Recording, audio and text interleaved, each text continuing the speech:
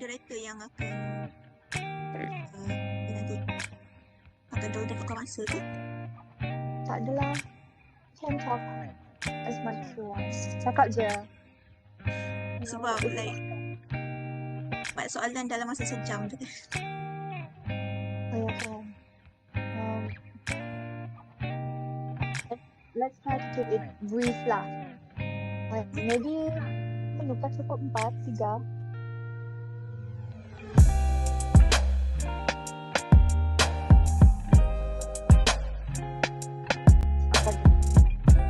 Miss Hana.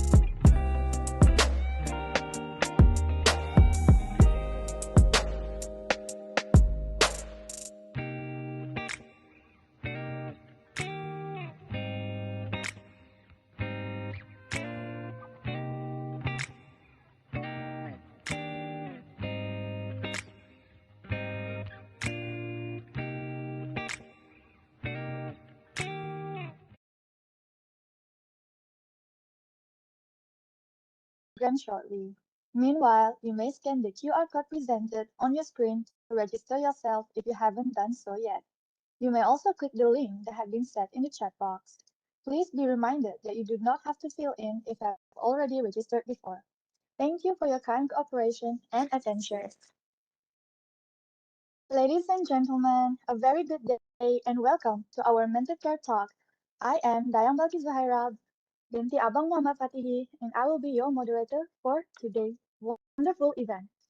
I would like to extend a very warm welcome to all of you. We appreciate you taking time off your busy schedule to join us today, as we're also joined by many university students from other countries such as Thailand, Philippines, and South Korea. Please be informed that the attendance link will be given at the end of the program. Okay, so before we kickstart our event today, I would like to invite Mr. Muhammad Ajli Mirza Ben Faisal for prayer recitation. Please welcome.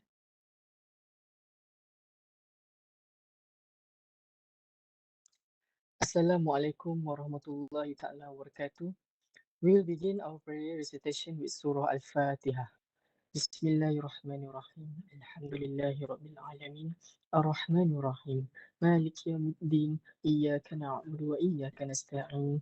Ihdinas siratal mustaqim. Siratal ladzina an'amta 'alaihim. Ghairil maghdubi 'alaihim waladdallin. Amin. Bismillahirrahmanirrahim. Alhamdulillahi Rabbil Alamin. Wassalatu wassalamu ala ashrafil anbiya wal mursalin wa ala alihi wa sahbihi ajma'in. Ya Allah, Ya Rahman, Ya Rahim, praise be to God, the Lord of the world. Peace and blessing are upon our Prophet Muhammad sallallahu alaihi wasallam and his companions, and for those who followed his example till the judgment day. Allahumma Ya Allah, on this blessed evening, in conjunction with a peace of mind mental health care talk, we beseech thee and are grateful towards you in a favor of all the infinite blessing to us, your humble servant, to live a safe and prosperous life. We seek your blessing for the flawless progress of this event from the beginning to the end. We seek your guidance to stay clear of events that would be detrimental to the progress of this event. ربنا آتنا في الدنيا حسنة وفي الآخرة حسنة وقنا عذاب النار وصلى الله على سيدنا محمد وعلى آله وصحبه وسلم والحمد لله رب العالمين. Amin, Amin, Ya Rabbal Alamin. Thank you, Mr. Muhammad Adli Mirza, for the prayer recitation.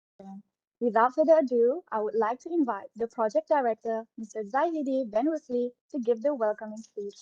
Let us give him a round of applause. Mr. Zahidi, the floor is yours.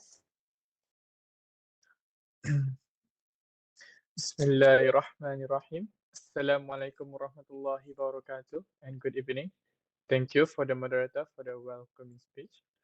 Yang berbahagia, Dato' Nur Hayati binti Rusli, Yang berusaha Dr. Nur Melisa binti Nur Hadi, Miss Alehana binti Ruzaidi, ladies and gentlemen. First of all, I would like to express my gratitude for our special guest today. Yang berbahagia, Dato' Dr. Nur Hayati binti Rusli, our General Deputy of Health, for taking time off to inaugurate today's event. A warm welcome to our today's speaker, Ms. Alehana, all the way from South Korea, and Dr. Nur Melisa from University Putra, Malaysia.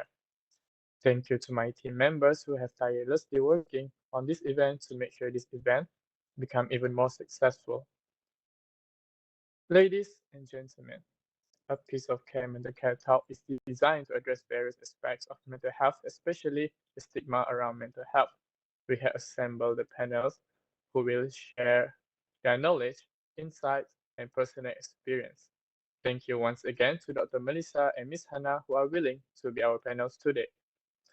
From understanding common mental health disorders to self-care practices, we aim to equip you with the tools necessary to enhance your well-being and support those around you.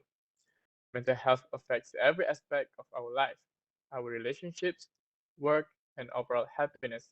It is not a sign of weakness to ask for help, it is an act of strength. By prioritizing our mental well-being, we can build resilience, enhance our productivity, and create a more compassionate society. It is crucial that we provide support, education, and resources to empower individuals on their mental health journeys. Last but not least, I would like to use this chance to express my gratitude to the whole team of A Piece of Care Mental Care Talk for their strong support and commitment in making the event a success. That is all from me. Thank you. Wabillahi taufiq wal hidayah. Wassalamualaikum warahmatullahi wabarakatuh. Waalaikumsalam. Thank you, Mr. Zahidi, for the short yet meaningful speech. I'm sure everyone present here today is enlightened by your speech. Next, to inaugurate today's mental health talk, I would like to invite our Deputy Director General of Health Malaysia, Yang Berbahagia Datuk Dr. Nohayati binti Rusli, to give the inauguration speech. With all due respect, please welcome. Assalamualaikum warahmatullahi taala wabarakatuh. Salam sejahtera, salam Malaysia Madani, and a very good day to all. First and foremost, I would like to express my gratitude to the organizer for inviting me to officiate this event. I am grateful, and it is a great honor to be part of this event. Congratulations to the organizer, the University Science Malaysia, for organizing this event with the theme of a peace of mind mental health care. Ladies and gentlemen, mental health is defined as a state of well-being in which the individual realizes his or her own abilities, can cope with normal stresses of life, can work productively and fruitfully, and is able to make contribution to his or her community. It is an essential dimension of health and is just as important as the physical health. Globally, mental health burden has been a significant concern as good mental health care is essential to all individuals across all ages. The World Health Organization reported 10 to 20% of individuals experience mental disorders. Approximately 450 million people suffer from such conditions, placing mental disorders among the leading causes of ill health and disability worldwide. World Health Organization reported that in the Asia-Pacific region, depression ranks the highest among the top 5 mental health problems, which includes anxiety, post-traumatic stress disorder, suicidal behavior, and substance abuse disorder.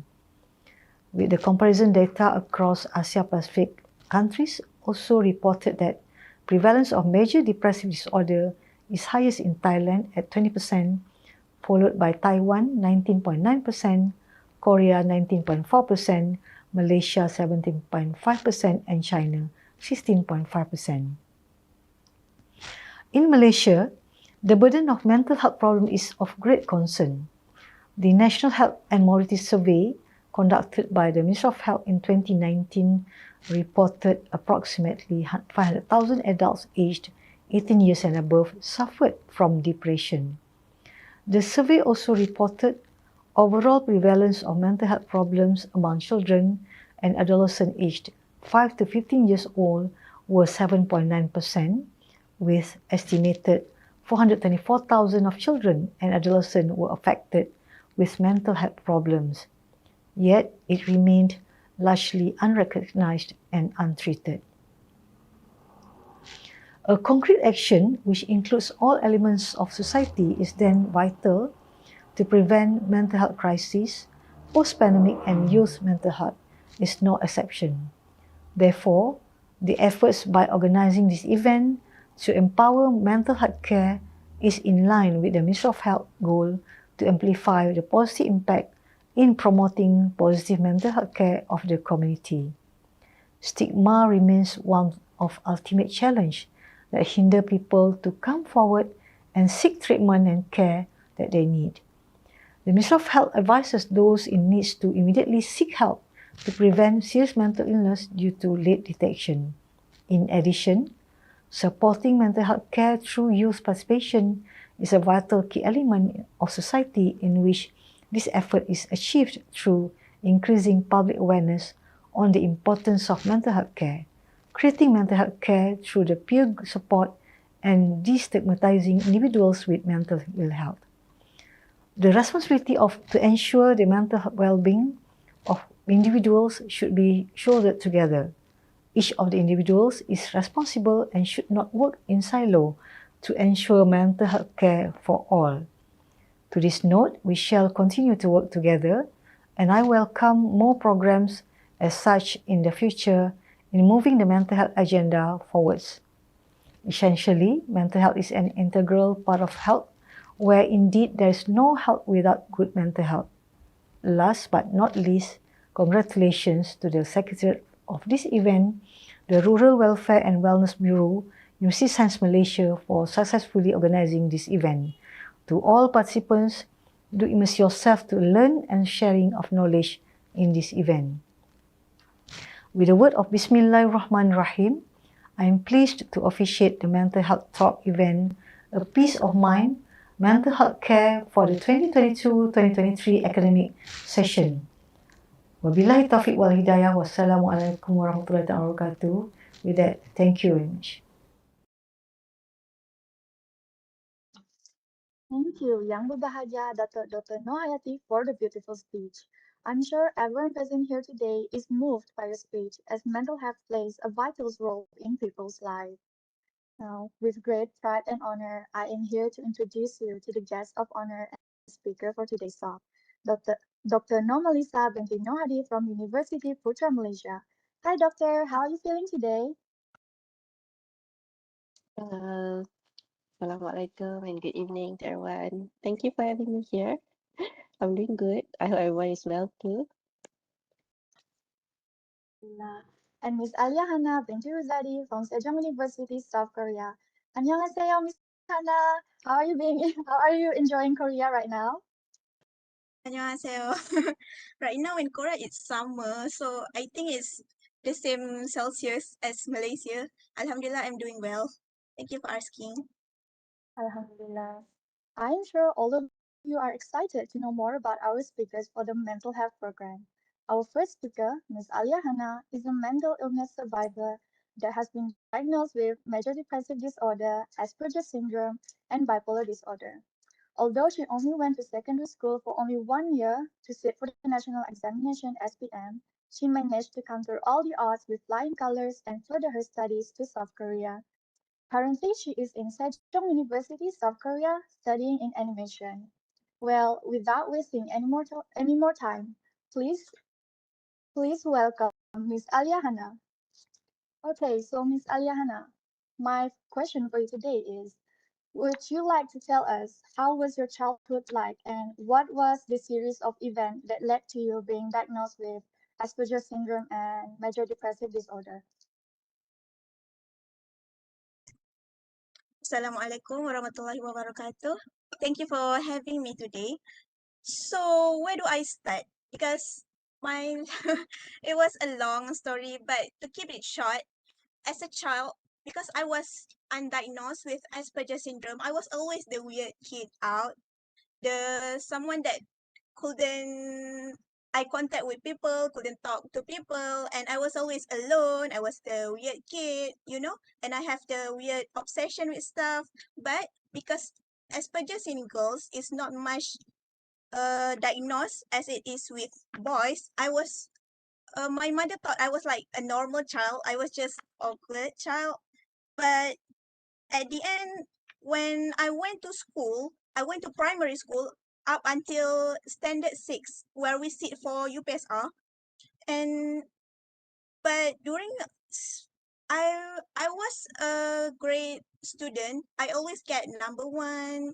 I was top in my class during primary school. But apparently during standard 6, something actually happened where suddenly I don't want to go to school anymore. I just decided I don't want to go to school. I decided I want to escape the rat race, or so I thought. So the rebellious me, by the standard 6 me, just decided to quit school entirely. No matter what people force me to do, I just don't want to go to school. They will force me, they will drag me to school and such, but I just don't want to go to school. Back then I was just like, they just think that I was being a rebellious kid. But apparently, I had a lot of, major depressive disorder in kids. Doesn't like, because it is shown like I always had stomach ache, I always pain in my head. But apparently I was depressed by the age of 12, which makes me unable to go to school, but I was undiagnosed. So long story short, because I was I was a brilliant kid in school. So my teachers found it ways for me to quit school because I was one of the target students for UPSR. So they want me to get straight A's for UPSR. So one of my teacher brought me to the psychiatrist for the first time in 2014 when I was standard 6. But during that time, because mental health awareness is not as much as now, so during that time, I don't understand why do I have to go to the hospital? Why? I I don't think I was having an illness. I don't know. I will look perfect. I mean, physically I look perfect on the outside, right? So why do I have to go to the doctor? Why do I have to eat these medicines? So I don't want to. My parents forced me to go to the follow-up appointment, forced me to eat the medicines, but I don't want to. So in standard 6, I just go to take the UPSR just for that. And I don't go to school ever since then, ever since standard 6. So standard 6, I only take the UPSR. And Alhamdulillah, even I don't go to school, I got 4A and 1B, which is quite impressive for someone that don't go to school. And then after that, my parents thought that they deserve to give me like a second chance because even though I don't go to school during primary school, probably they thought that I would do well in secondary school, right? So I went to secondary school for half a year. Form one, form one for half a year. And suddenly I start getting these symptoms again. For for some time, it was normal. For some time, I was happy actually to go to school during form one. I was the brilliant kid again. I joined the marching band. I was like actively involved in the school. But suddenly, just the middle of the year, I suddenly decide I don't want to go to school anymore. I suddenly have all these symptoms again. I have stomach ache. I have anxiety. I have pain in the head. I can't sleep. I feel like dying every day and everything like that. And then I decided, even though my parents are opposing to it, obviously, because I was a brilliant kid, potential kid. So it was such a waste if I just decided to quit school just like that. But yeah, because I was such a stonehead, so I just said I don't want to go to school anymore. For Form 1, it ends there. And then you know how parents are. I was so touched by, you know, how much we betray them or how much we hurt them, they still have some kind of faith in us. They still believe in us, even though we hurt them so much. And so my parents said during Form 2, they said, this is your last chance. You have to go to school again. This is your last chance. They repeat it again and again and again. And I believe in that. And Form 2, I was trying my best. And I was happy again. I mean, for 1 week. For 1 week, I was like the new kid that is popular and friendly with everyone. But suddenly, during the weekend, like the whole week, I was fine. I get along well with everyone. But during the weekend, when it's Monday again, I don't want to go to school anymore. I just feel this anxiety building up inside of me. It's just so like I don't want to meet anyone. I don't want to go out of the house. I don't want to get out of the bed. I just want to sleep forever. I don't want to wake up anymore. This kind of feelings. So when Form 2, when the process to get into school after you were being kicked out of school, I was being kicked out because of attendance issues. And the process to re-register to the school took up a lot of document and time. So once again, I break my parents' hearts. So long story short, Form 3, Malaysia is compulsory to take PT3 in Form 3. But no, I didn't take that because my parents like in Korea we say shilmang. Shilmang is like disappointed in me, very disappointed, right? So Form 3, when everyone else like take their PT3, then posting their result and such, I could only see from afar. I don't take PT3. I was like there was a gap in me and my friends. Like this is like I have social anxiety back then because when I go out, I'm always scared if I meet someone I know. I will always face my hips down when I walk. I don't want to eye contact with anyone. And then I was always scared if I will come across someone I know from school because they will come, they will ask how I'm doing, why I'm not going to school, you know. I'm scared of people. I'm terribly scared of people back then. I don't want to go out of the house even. So, and then Form 4, Form 4, once again, you know, because 1 year is a long period and a long period of blaming myself, a period of guilt, guilt, a lot of guilt, and just I feel like I was useless. You know, when my peers go to school and have all this, because they said that teenagehood is the most fun, the peak of your life, right? But here I am wasting my teenagehood, just rotten in bed, you know. So all this guilt builds up and keeps blaming myself and hoping that I don't exist, hoping that I don't like trouble people anymore. I wish I could just disappear. So Form 4, a series of events that I finally decided I want to go to school again. I decided by myself. Not like before this, my parents forced me to. But Form 4, obviously, it was very hard to convince them because of how much I broke their heart, right?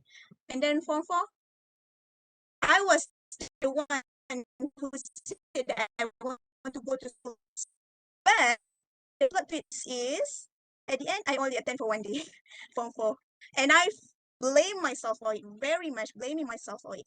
So much so that during the 1 day of Form 4, it was such a heavy day for me that when I back at home, I did you know, I I I play around with scissors, uh, and just hoping that I will disappear. You know, I tried to hurt myself like for the 1 day of not going to school because I imagine how much my parents wish for this, how much happy they were when I said that I want to go to school again.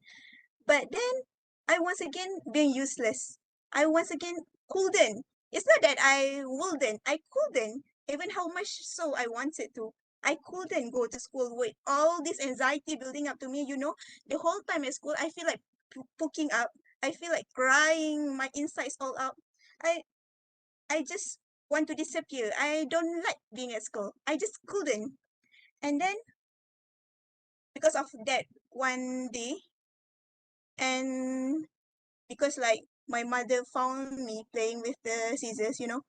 And then that same year, I said to them, I want to go to the hospital again. The hospital that I once rejected. The hospital that I once said that, why do I have to go? Because, you know, during those years, um, mental health awareness gradually grows, right? And Form 4, when it is 2018, 2018, much more better. And by then I've known that I have depression, but I didn't know about stages yet. By then I self-diagnosed myself with depression because of the awareness that keeps going through. And then that's why I said to my parents, I want to go to the hospital again. But no, they said no. Because like they always like you're the one that said you don't want to go hospital back then. You're the one that don't want to eat the medicines back then. Why do we have to go again? It's such a long process, from like clinic kesehatan and all this like official letters and such, right? And then I just said that 2018 was really a hard year for me because I couldn't sleep. I couldn't sleep and I cried all the time because I couldn't sleep and my head hurt so much, throbbed so much that I feel like I want to like, you know, knock my head in the at the wall, because of how much it hurts. It hurt so much that I couldn't sleep. I couldn't do anything. That's why I said I want to go to hospital again, father, because I need the meds. I need the meds to stay sane, to sleep because I couldn't sleep at all back then. With all this guilt, all this crying, all this madness, I feel like going crazy. I wish I could just shoot my head, right? And then because of that, it was hard to convince them, of course, because of the stigma, especially surrounding older generation, especially because older generation, they like all my symptoms, like I couldn't sleep, I don't go to school, my rebellious, they thought that it's like jinn. Jinn is like in Islam is something that possesses you, so they believe in that. Older generation uh believe in that, the jinn, rather than mental illness.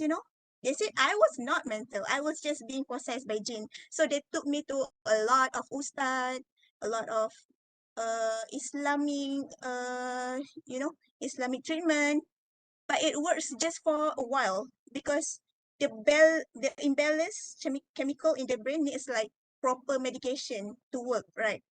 Obviously I'm not degrading Islamic treatment, but they have to go together with the medical support as well.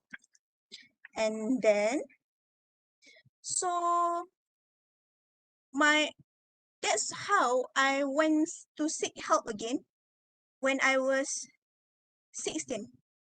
I was I was diagnosed when I was 12, but they don't tell me the diagnosis because they told me to go to the follow up, which I didn't go.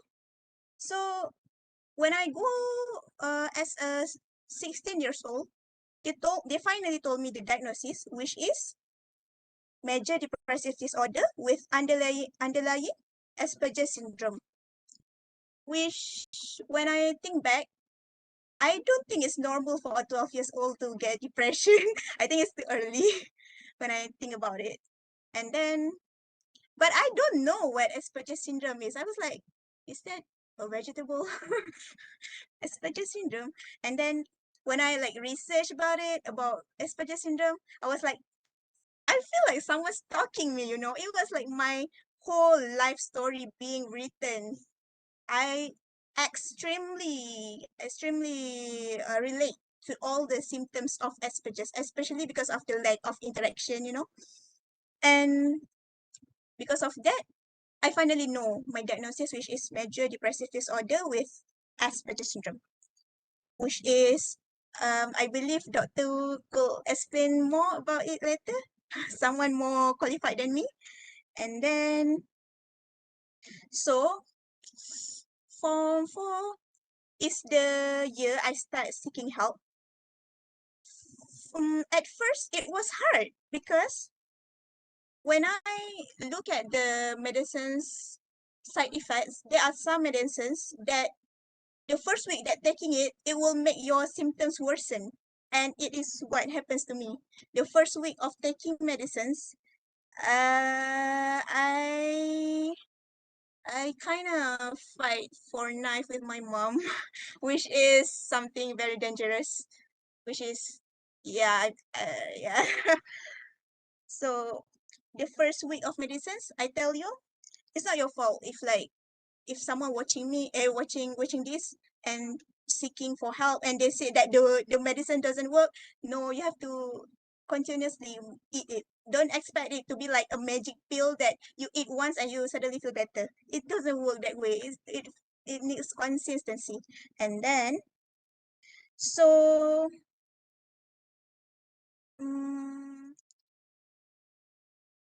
during the Form 4,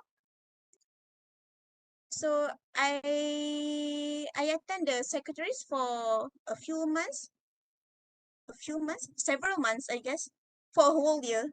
I think the whole year. And during, I think it's end of the year, December. For some reason, I mean, it's my symptoms like worsens because of some issues that I can't mention, and like my trauma keep coming back. That during that appointment with my doctor, I'm begging her to let me went inside the secretary ward because I don't want to go. I don't want to stay at home because of all these negative thoughts I have inside of me. I'm begging her, I want to stay at the secretary ward. And even though I stay at the secretary ward only for like 24 hours, but it changes my whole outlook on life. Because of the secretary ward, you know how then I just realized the price of freedom that we actually take for granted. Really. Because the secretary ward, you know, I meet all sorts of people, the mentally unstable also. Yeah. So there are a lot of things that I feel like it changes my whole life because of that one night in secretary ward. And then because of the secretary ward also, the doctor had a long talk with me, and the long talk that like take out all of my traumas and put them into proper place. And then as a result, at the end, they told me that you have to go to school again, which like boom. At that point I was like, nah, because like my mind has already, no, it's something that impossible in this lifetime. I said so. My mind is already closed. And even how much I wanted to, my parents wouldn't let me. Wouldn't ever. How much they said, this is your last chance. How many times they have to say that? So obviously, last chance means last. So I just knew that that night in the secretary ward, when I sleep, I just cried in my sleep because this is the end. This is the end of the life of Alejandra Binti Rizaidi. The end. Like, there are nothing more to live for. Like, she is officially admitted to the crazy ward, like people say, right? And what's more to live for? Like, she may stay here, right? And then, and then because of the long talk with doctors of many doctors, I remember this clearly. I was sitting on my bed and many doctors around hearing me talk. That was the first time that I really feel like I was being listened to, that my story matters, that I am actually an individual, I am human, and they all interested to hear more about my story. I feel very appreciated back then. And because of that, then the next day, after that one sleepless night at the secretary's ward, which if got time I will tell more about it later about that night. But and then the next day, the next evening, my parents come to visit me with all these toiletries, all these like a clothes and food. No, I don't think so. Yeah, but and then when my parents come, the doctors talk to them. I could see them. I could see their them talking, but I don't hear it. I just remember that at one point my mother started crying. That I was like, what happened? What happened? I want to hear what happened over there. And afterwards, when they come to me, when the doctors and my parents come to me, they said that you have to go to school again. I was like, oh, no, I don't want to. But doctors, they know how to persuade people. mm, so my doctors, the doctors told me that education is every Malaysian's right. So even though I miss my the high school life, even though I miss Form 1, Form 2, Form 3, Form 4, I could go straight to Form 5, I don't have to repeat Form 1 to Form 4. I could just went to Form 5 right away. And then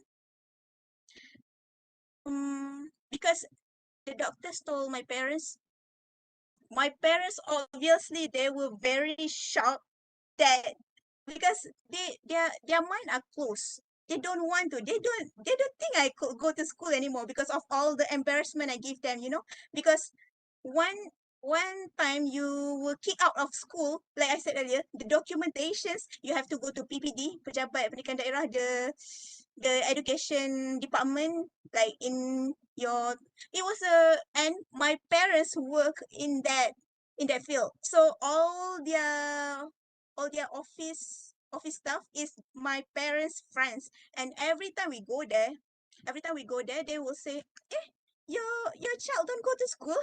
And the next year we go there again, and then your child got kicked out again. Is it like she already come last time, isn't it? Like I was so embarrassed. I feel like obviously I was embarrassed, but imagine how my parents will feel. These are their friends, and I was an embarrassment to them.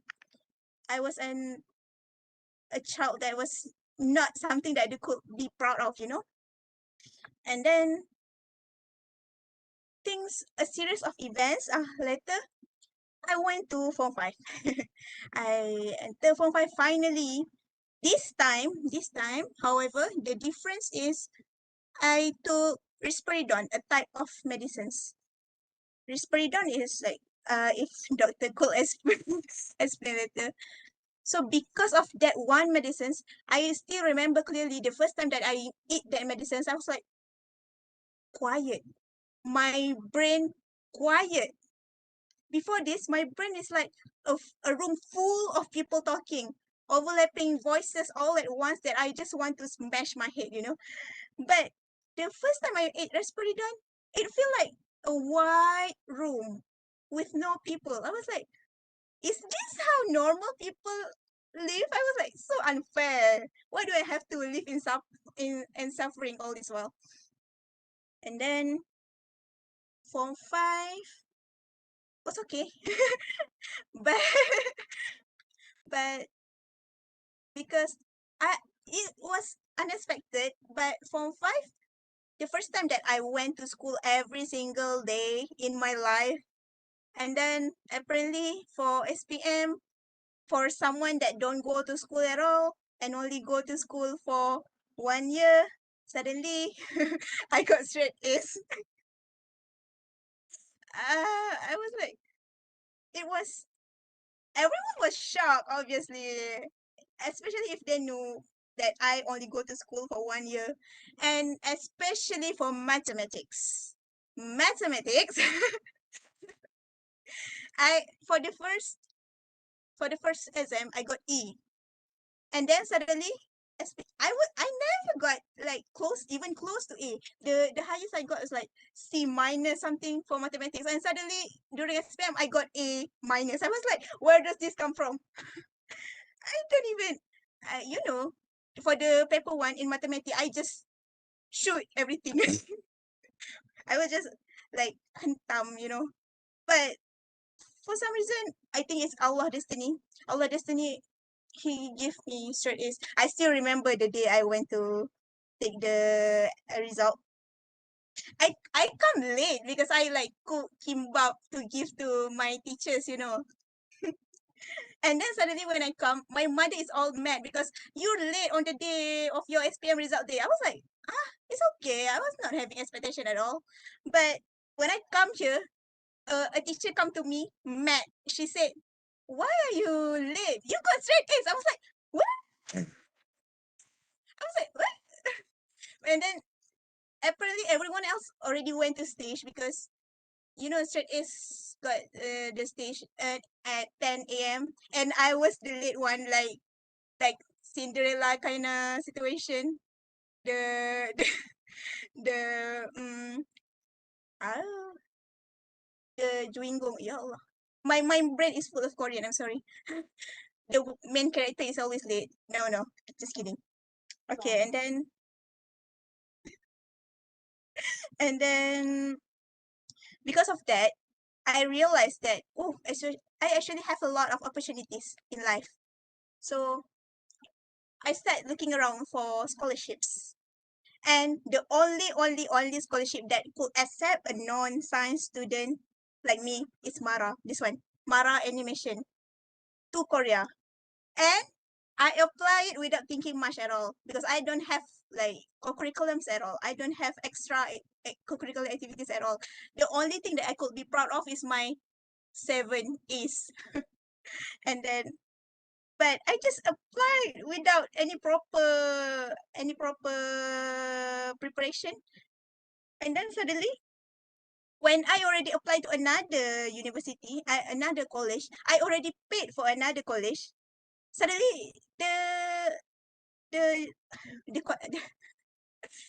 the message comes, the message of congratulations, you were accepted as a pre-Korean student. I was like, nah, this can't be happening. And everyone like against it, you know, because I already paid for the another college. But Roda Boni, it happens to be I'm already on my second year right now, and this is my final week actually. I will start my summer break on this Thursday. So happens to be, you know, my life story is like really uneventful for the whole childhood. But 2018 to summarize my story, 2018. Let's start 2014. 2014, I start quitting school and only took UPSR. 2015, I only go to school for half a month. 2016, I only go to school. I didn't go to school. 2016, second. No, I only go to school for one week. 2017, I didn't go to school. 2018, I go to school for one day, and suicidal attempt, and then that's why I started to seek for help again. So I seek for help 2018, and I was in the substitute ward, and then 2019, a whole year of Form 5, and I sit for SPM and I got straight A's. And 2020, 2021, I was at UniKL preparing for my Korea degree. And then 2022, February, I fly to Korea. This which is my first time on a plane, my first time in everything. And then now is 2023. I was already in my second year. So that's my story. Thank you for listening. 잘 들어주셔서 감사합니다. That's like really interesting, Miss Hannah. So I was curious, like you mentioned that you enter Form 5 only like for less than a year, right? And how was your experience? Like, was everyone around you supportive? Um, did you have a hard time adjusting being around new people or new environment? Or did the medication you took that help you a lot? For Form 5, right? Form 5, obviously, the first time is very hard because I still remember the first day that we have to like register at the office, right, for first day at a new school. But I still remember my first impression of the school is nice. My first impression of the school, like the school is pretty, and like about the school, just TMI, like to TMI a little bit, because I got rejected by a lot of school before, so that school is the only one that I could enter because they're you know. And then so like the school is like literally last chance. And then my first impression of the school is the the office clerk was so nice. Miss Kam. Miss Kam was so nice to me. She was like all smiley and yeah, like oh, actually it was a Chinese school. The first time I was scared obviously because like Chinese school, I don't even know how to speak Chinese. But my first impression, wow, Miss Kam was so nice to me. And when she assigned the class, oh, this school got 12 classes, you know. So like when she assigned the class, I was assigned the class second to last. I mean, for art stream, there are two classes. So I was assigned the art class because I don't have PT3, so that's the only option that I could go. And then obviously I was like the morning I was so nervous and all. But the first time that I saw Miss Kam smile, I got like wow. I was like, it's reassuring. And then, but I still got my own fears because at that time, Miss Kam did ask, why did you not go to school, right? And at that time, I said, well, I couldn't tell you. I don't want to tell anyone. At this new school, I want to start anew. I don't want to tell anyone. But Miss Kam, after that, she asked my parents, and that's how she know. And then when she assigned me to a class, I was very thankful that she assigned me to Teacher Kaizani's class. Teacher Kaizani is like such a sweetheart, such a sweetheart, and she's so like her smile is welcoming. She's pretty, she's very nice. She's the nicest, like not like the nicest, which is, but very. She makes me feel welcome very much. She's such a sweetheart. So when I when I first go to the class, she welcomed me with a warm smile, which that's how I know, like, wow, I never got this kind of treatment, because in Form 4, I was also assigned at they said that kelas belakang, the class that the non those that are not smart enough go to explain simply. So Form 4, I was treated badly by the teachers. I'm so sorry. I'm so sorry to say this, but the teachers are biased, actually. The teachers are biased to the people at the class at the back. And so Form 4, that's why I keep crying. I feel like puking up during my first one day at Form 4. But Form 5, I was like very much welcome. That's why I was like, and when I first entered the classroom too, my the first friends that I met, like my name is Alia Hana, right? And the first friends that I met, there are three of them, and two of them were named Alia as well. So they were laughing at it. They was like, "Hey, you're Alia as well." I was like, that's how I feel welcome at the new place. But also because of my social anxiety, I find it hard to open up to people. But they were so welcoming, actually, which is I appreciate it so much. And then, but obviously I was still awkward. Actually, comparing to back then and now I changed so much. I become so much expressive, so much more of an extrovert. I am very much better at expressing myself. I am much better at eye contact, which is no, the Alihana from before couldn't do that at all. So yeah, there are trials, but Alhamdulillah, the surroundings supported me. Alhamdulillah, which makes me. Oh, also, if in case the teachers are watching this, I don't know if they're watching this or not, but I am so thankful for my Form 5 teachers as well. My Form 5 teachers, especially, I was thankful for all of them, but especially those that the most that like Teacher Kaizani is English teacher that I got A plus for SPM. Mathematics teacher, Cikgu Hanani. Cikgu Hanani, from an E I got A minus because she is willing, because I said that I want to go to her every Wednesday after school, even out of the school time, she's still willing to like answer my questions about mathematics. Cikgu Hanani, and of course or Cikgu Hafiza as well, which is my science teacher. Science as well, she makes science so much fun that I got A minus, A plus, A plus for science as well. And obviously, I'm so sorry if I don't everything right. I don't say every teacher's name, but I am thankful for every teachers that teach me from like kindergarten until high school, comes that I finally come here. Not just teachers, all my surroundings, all the people that supports me, my friends, my family, everyone that's so much nice to me, that brings my confidence up.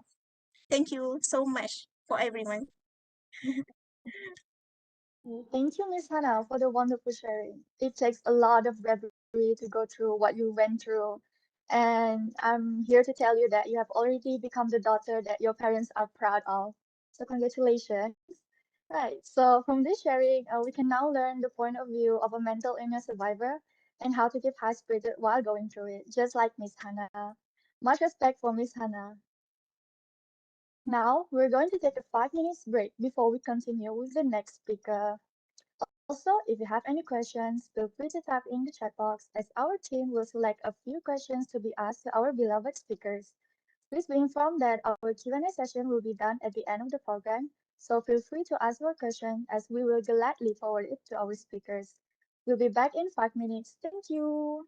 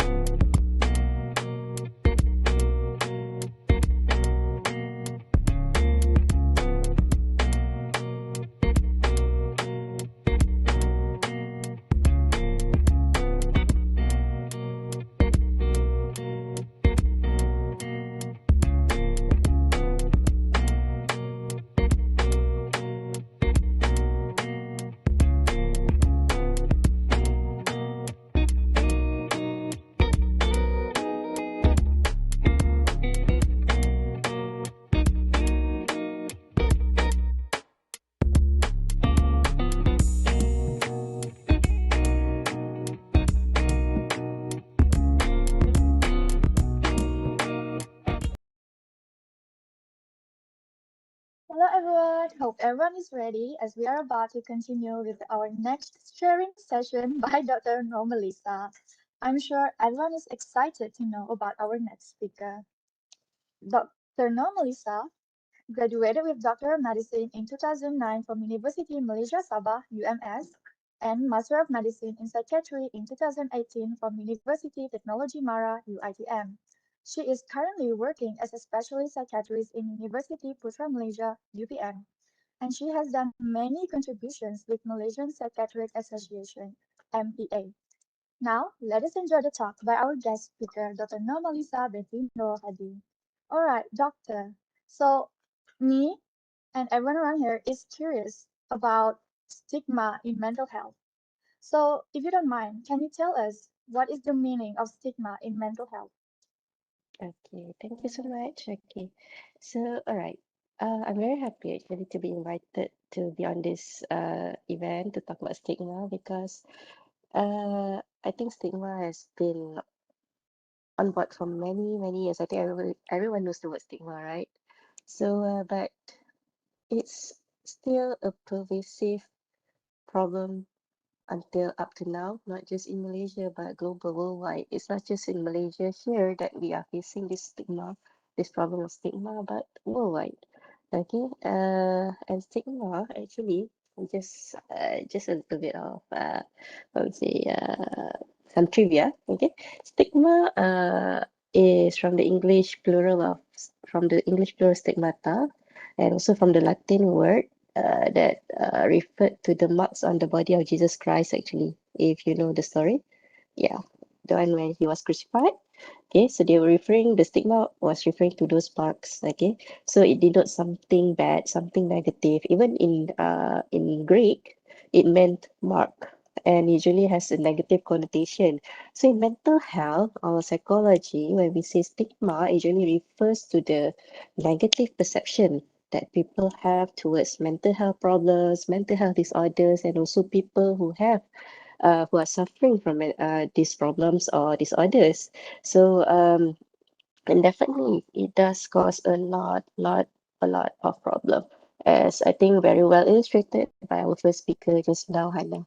Okay, Miss Hannah. So and then just for additional information, I'll just tell you this. Stigma is further divided into public type of stigma and the self-stigma type. Okay, so if public stigma, it refers to the perception by others on that person who has mental health problems or mental health disorders. But self-stigma is the stigma imposed on that person themselves on themselves with regard to their mental health disorder or their mental health problems. Okay, and not to confuse you. Okay, when we say mental health disorder and mental health problem, there's a difference here. Maybe I should elaborate a bit. Can you give me some space to elaborate? Okay, when we talk about mental health, okay, normal mental health, the World Health Organization said it means you are in a state of well-being where you can function, you can cope with your stress, okay, you can do what you are supposed to do as to fulfill your role. For example, if you're a student, you can study. If you're a worker, you can work. If you're a spouse, you can function as a spouse. If you're a parent, you can take care of your children and so on.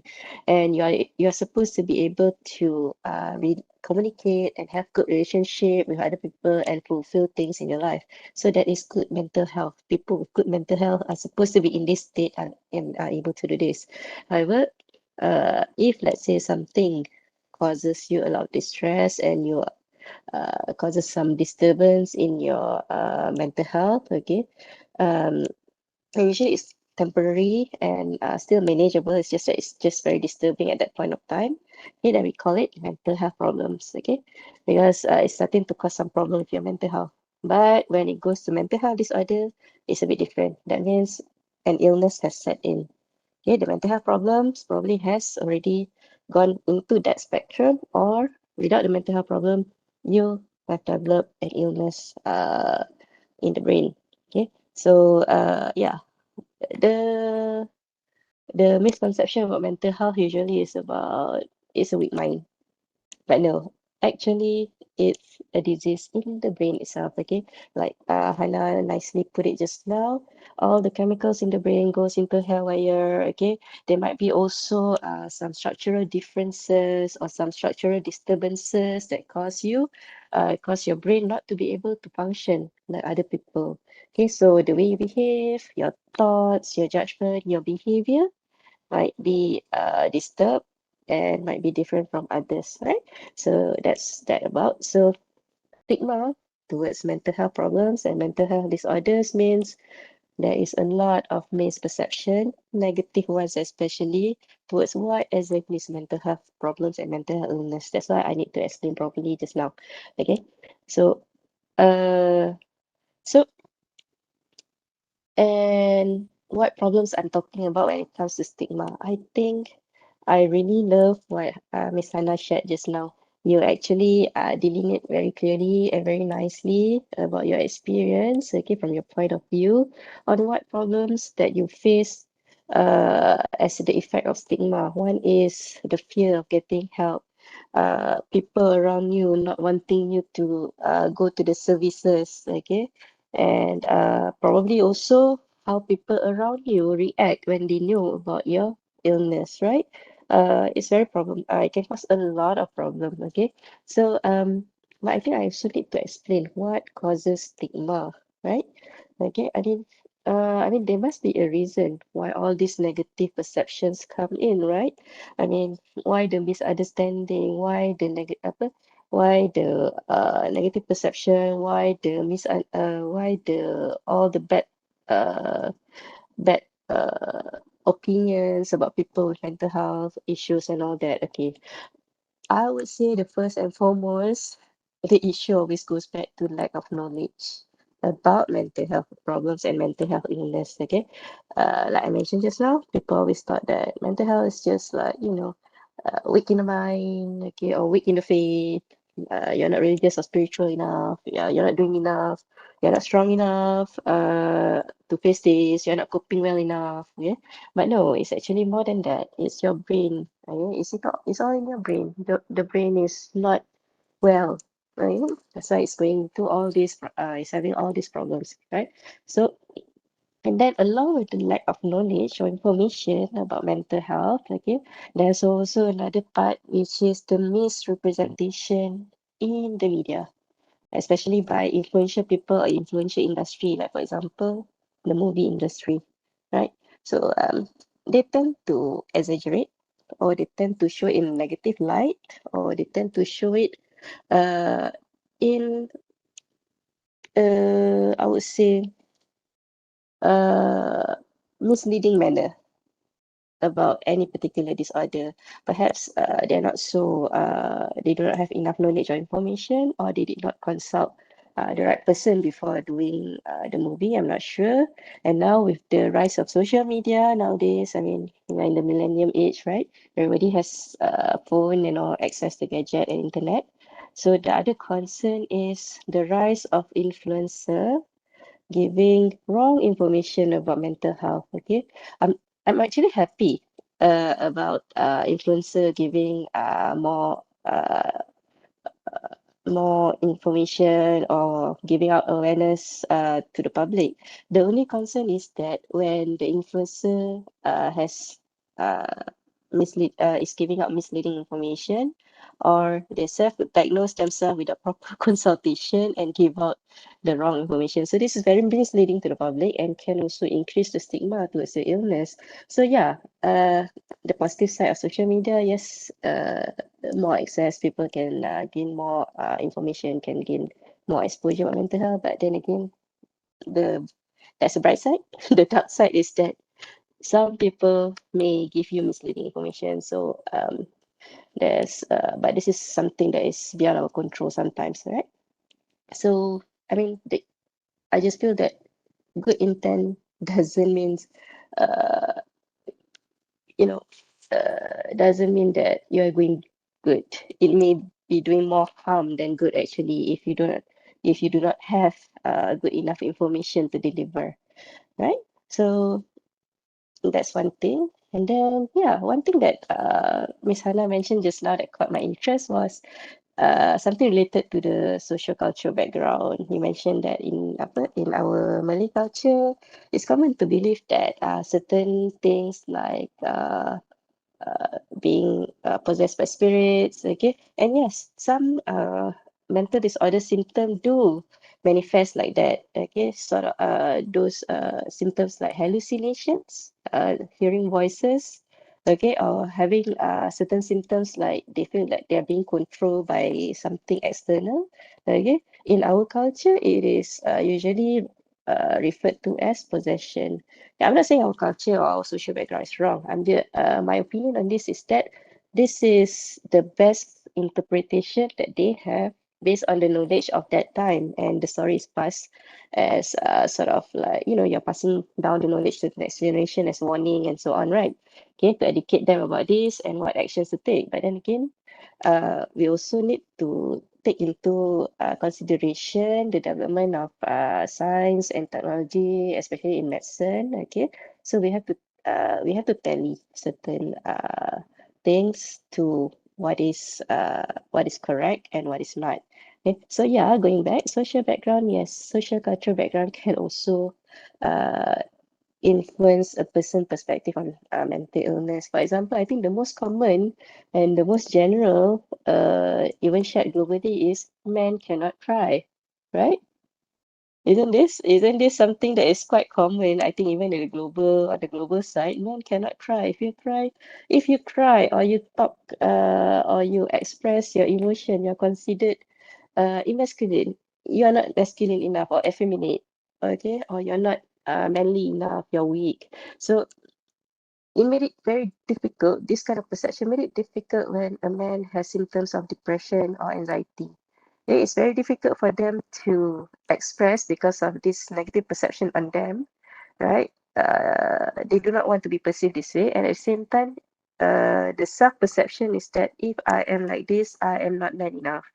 Okay, so this is how social culture can have some impact on you, uh, can increase stigma for mental illness. And then there's also that belief that being different is considered abnormal. Behaving in certain ways is considered abnormal. So it makes people afraid. It makes people feels anxious if they are different from others. And to talk about it also, it makes them feel ashamed or anxious to talk about it because they do not want to be perceived negatively, right? Why so? I will elaborate later. Okay, and then there's also that perception that mental illness is not real. It's like you're exaggerating or you're making it out. It's something that you can snap out of. You're making a big amount of a small thing, right? Okay, so that's also another thing that makes people feel that it's a negative thing to have these symptoms or to express or to talk about these symptoms. Why? Okay, here's the thing. Because the effect of talking about this, one, it makes you look abnormal. Okay? It makes you look different. It makes people think negatively about you. It makes people may stay away from you or do not want to be your friends or do not want to be with you. They may not also want to marry you. Okay, this is one of the difficulties that some of the people with mental health problems suffer with. They feel that if they tell people that I have mental illness or I have mental disorder, then most likely I will not, nobody wants to marry me. And then another thing is that most people are afraid to take people who has mental illness, to take in people who has mental illness to work. So this some of the people with mental illness, they have problem looking for work. Okay, when they tell the potential employee that they are suffering from this illness. Okay, unlike when you tell your employee I'm suffering from diabetes or I'm suffering from heart problem or cancer or I have no leg or I have no toe, that is okay. But if you tell your employee I'm seeing psychiatric, I'm taking some psychiatric medication, I think you can already imagine what kind of reaction the potential employee usually have, right? And most of the time your application will be rejected. Not only work, sometimes even your study application. Okay, in Malaysia, Okay, when you apply for study to study or to work, you will have to fill up the medical health form. I think this is a common thing elsewhere too in the world. Okay, and most of my client or my patient will consult me, doctor, should I write down what I have? And then there will be a long discussion because the fear is that what if they reject me? What if they do not want to accept my application? What if they tell me I will cause problem at the place, right? So you can imagine the public stigma has become a self-imposed stigma, a deep-rooted belief in the person themselves to the point that they feel um, they have this self shame. Okay, they have the loss of confidence, the loss of hope. Okay, they feel they are inadequate or not good enough, and then they somehow affect their self confidence, make them lose their self esteem, and because of that, they may also withdraw themselves from a lot of opportunities because of this belief. Okay, because they already feel that I'm not good enough for this, so why bother? If I apply, I might be disappointed. If I apply, they might reject me. All right. So there's so much pain caused by stigma on the person, by the public, and also when it is self-imposed on the person. And another thing is that stigma is not just imposed on the person suffering from it, it's also imposed on the people around them. Okay, for example, the parents, the spouse. Okay, I have had this experience. Okay, during the pandemic, right? My patient was telling me, they did not receive that parcel the handout that was given in the village for underprivileged people. Okay, that's because during the MCO, the pandemic, right? They were NGOs or the government were distributing this food packs, right? And this family, they were already ostracized from the beginning because the son is unwell. Okay, it's not like the son is disturbing or anything. It's just that their perception is that the son might disturb them or cause problem. So this family were not given those handouts. Okay, they were excluded from those giveaways. So can you imagine the stigma imposed was to this level? It's not just uh, it's not just by being ostracized, but they are also being denied certain rights or certain things that are given to other people, right? And not just to the patient, but also to the family. Yeah? Uh, so it was very disheartening to listen to this kind of stories when they come to my clinic. Yeah. And and then another effect of stigma, another uh another I would say another party that usually receive the same effect of stigma is the mental health care worker and the mental health service, right? I mean, it is a common reaction uh when somebody mentions psychiatric clinic, then somebody will say, oh, the place where crazy people go, right? And there are people who actually said it to my face, oh, you're the crazy doctor, the doctor for crazy people. Yeah. I have actually received that, right? In Malay, they call me Dr. Gila, right? Yeah, okay. Okay, Dr. Gila, roughly translated to the crazy doctor, the doctor treating the crazy person, right? So, can you imagine the labeling does not apply just to the person or the family, but they also somewhat uh what somewhat applied to us who are giving the services and even the center who are giving the services. I mean, you mentioned psychiatric ward and the reaction is like, oh, that place where all the crazy people go, right? So can you imagine there are some the effect of this? There are some people who just refuse to be admitted to psychiatric ward because they do not want the story to go out and somewhat affect their reputation or people talk about it and affect them in one way or another, right? Because when you return from the psychiatric ward and then you go back to your community and then people talk about it, right? And things happen, right? And then Not to mention that sometimes, due to stigma, due to this negative connotation of mental illness, these people also get bullied or get harassed, okay? And of course, getting shunned from the community. Yeah, another thing is that people do not trust them. Okay, there's a loss of trust towards people with mental illness. There's always this suspicious attitude towards people with mental illness. There's always that perception that people with mental illness are violent. They will attack you. They will do crazy things. They will do dangerous things and all that. But in fact, right, it's actually the people with mental illness who are usually the victim of violence, like rape and all that, and harassment, right? So this is how if stigma can affect the patients or the people who are suffering from mental illness, and not only that, it can also affect the family and also the services. You can imagine even the services, the mental health care worker also get affected by the stigma. All right, so to the point that sometimes it's very difficult for us to deliver service or treatment because during consultation, among the question that will come out is that, doctor, if I'm diagnosed with this, am I crazy? That's one thing. Okay, that's one of the common thing that we say. Am I crazy for coming here? Are you going to say that I'm crazy? Alright, so can you imagine the label is so stuck to psychiatry. Psychiatry is equivalent to crazy. Even though in psychiatry we treat so many things. We treat children, we treat adults, we treat old people, we treat people with addiction problem, we treat people with sleep problem. Okay, we treat people with so many things, right? But yeah, in the end, the label that we got is crazy. Okay.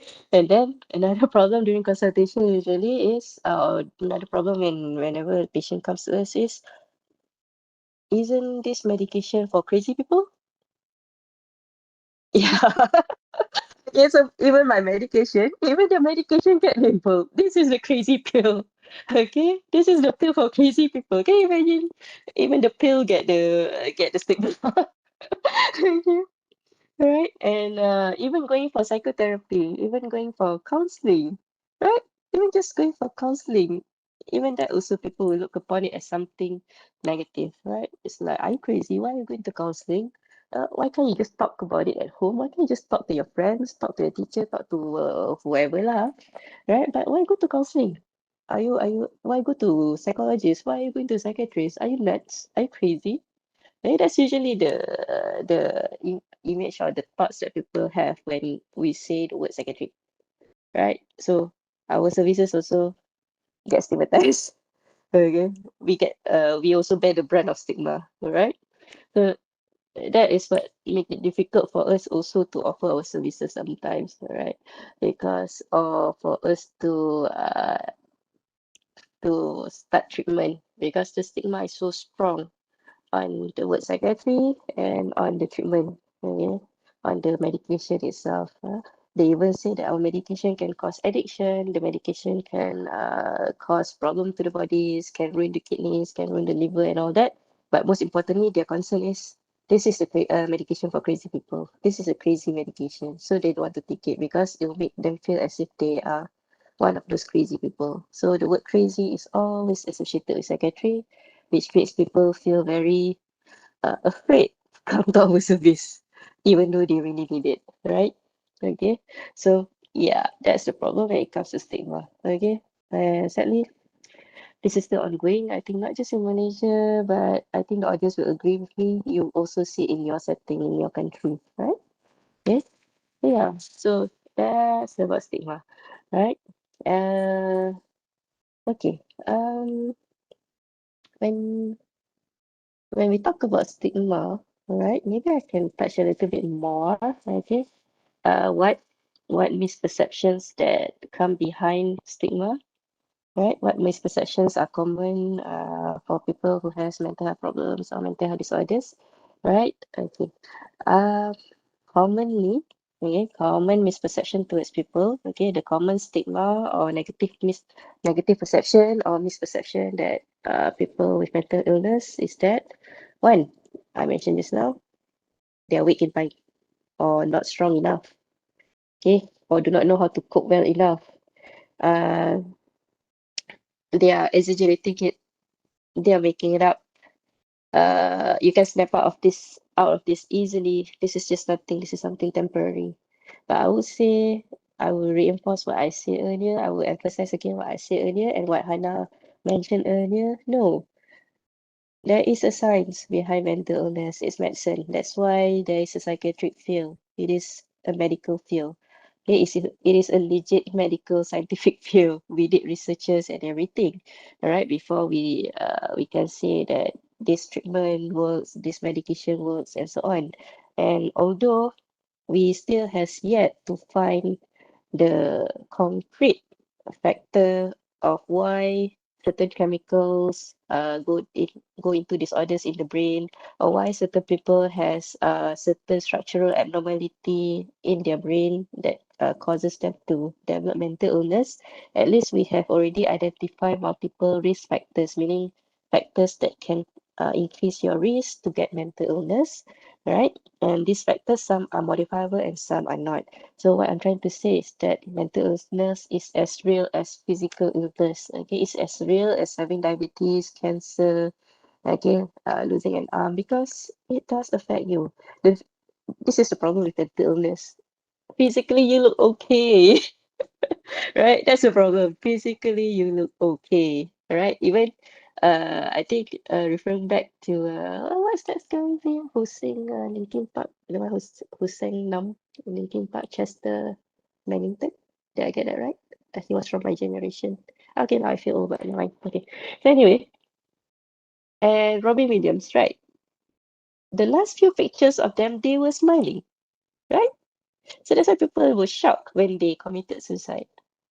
Okay, so that's the thing. Mental illness does not have a physical appearance in some people. Okay, that's why some people looks okay, but it's actually them trying to look okay. Okay, for whatever reason that is. Okay, whether it's due to the stigma or whether due to uh thoughts that they do not want to burden people or make people uncomfortable with it or whatever it is, all right? Okay, but that's the thing that makes it difficult for people with mental illness is that it's not physical. So people cannot see, and most of the time when you cannot see something, you cannot believe it and you cannot understand it, all right? That's why so much misperception is there about mental illness, right? And some will say that it's just in the mind. What's wrong with you? It's just in the mind. It will go away. You'll step out of it, right? So this is some of the common misperception about mental illness, and some of the and other common ones is that lack of faith. You're not spiritual enough. You're not religious enough. You're not praying enough. You must have committed so many sins. You must have committed so many wrongdoings in your past life. You must have done something wrong. God is punishing you and whatsoever. Usually, I will just say this lah to make it short. Who that admit you God? Okay. All right. Because okay. Um, how could you say this when there are people like priests or pastor or ustads, okay, religious people in the religious faith, in the religious specialty who are also suffering from mental illness. So I try to say that they don't have enough faith, they are not praying enough, they're not spreading enough word of God. I try to say that. No. Okay. Um, Perhaps it is a test of faith. I don't know. Again, as I said, we are not God.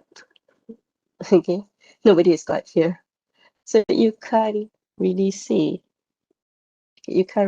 relate to faith when you want to talk about mental illness, because if you want to go back to science, okay, mental illness is an illness of the brain, and in fact, I would say here it is one of the Islamic scholar who actually built the first mental institution in the world, right, in Baghdad. Okay. So yeah, can you imagine? Before them all, an Islamic scholar actually acknowledged mental illness and it was doing researches about mental illness. Okay, so there's a science, and There's a science to it. Okay, it is a legit field. Okay, it is a legit illness, as real as the physical illness, right? Okay, all right. So I think pretty much I've covered. I hope I've covered everything about stigma. Okay. Shall I return this session back to the moderator? Thank you thank you, Dr. Nomalisa. Okay, so let's say if I were to seek help for mental treatment, right? So what can you tell me, like what steps should I do, or kind of like a tutorial, step by step Ah, that we should, okay. All right. do to seek in government Okay. hospital maybe? Okay, thank you for this question. This is very good. Because most of the time, uh, people has knowledge about mental illness and all that. Okay, they read up on the internet. They saw that I have the symptoms. Do I have this illness? Okay, awareness is spreading and all. It's just that sometimes the problem is how do I get help? Right? So okay, in Malaysia, there are two types of service: the government and the private. Okay, I minus out the military service because that one is usually reserved for the military. Okay, even the military service have their own have their own psychiatric service and psychiatrists. Okay, but those are reserved for them. Anyway, so in Malaysia we have private and government services. For private, it's easier. You can just go to any private hospital with psychiatric service. Okay, make your appointment, arrange your appointment. Okay, and then they will give you the date for you to come in and meet the psychiatrist. All right. For government, is the process is a bit longer. All right. Usually, for if you want to go to a psychiatric clinic in government hospital or a psychiatric clinic in a district hospital, okay, because not some district hospitals, okay, offer psychiatric service because the main hospital is just too far away in the city. All right. So some district hospital in a small town, they also offer psychiatric service by the visiting psychiatrist from the main hospital. Usually this service is monthly. So what you require if you want to get to this service, either in the district or in the main hospital that offers psychiatric service, you need a referral letter. This referral letter, okay, you can get from your company panel clinic or your university panel clinic, okay, or you can get it from the government health clinic, or in Malaysia we call it klinik kesihatan. Okay, you can also get it from the private clinic. Okay, this is when we are talking about office hour. Out of office hour, if it's especially if it's an emergency, you can go to the nearest emergency department in any hospital and consult the doctor there, and they will give you the letter. Okay, so panel or company or university panel clinic, uh, government health clinic or klinik kesihatan, private clinic, emergency department. You can get the referral letter from them, okay, and bring this referral letter to the center, the hospital that offers that has psychiatric service. Okay, they will give you an appointment date, and you have to come on that date. Okay, so that's a summary of how you can get help. Okay, the same goes to university hospital. Okay, university hospitals, there are some university hospital that offer psychiatric service, like University Putra Malaysia, University Kebangsaan Malaysia, University Malaya, University Science Malaysia. Again, they all have psychiatric services. They have psychiatric clinic and psychiatric ward. So same process, you get your referral letter and you come and get your appointment date, and then just go on the arranged date. Okay, if you want a list of hospital, private or government or university that are offering this psychiatric service, you can go to the Malaysian Psychiatric Association website. Okay, under the public section. Okay, even on our front page. Okay, there is a link. There are links going to that page that lists all the hospital in Malaysia, private and government and university that offer psychiatric service. So far, it's one of the most up-to-date lists. All right. Okay. So that in summary, that's how you get psychiatric help to. That's how you get access to psychiatric help in Malaysia. Yeah, so one last question from me. So we've shown a light on how the factory worker also get stigma, right? Mm-hmm. And what about And what about the people who seek help from psychiatrists and they tell us about their experience and how their psychiatrists just downplay their struggles and just like I said, oh, that's just stress. It's not mental illness. And also the high school counselor, they're very famous for breachment of privacy. Like you tell them about your problems, and then at the end of the day, they will go on and tell other teacher about it. What are your thoughts about that? Well, it is very unfortunate when this happens, I would say that, right? And yes, it definitely is a very bad experience to those who face this. Okay, uh, psychiatrists or psychiatric services, well, I would say that how do I put this?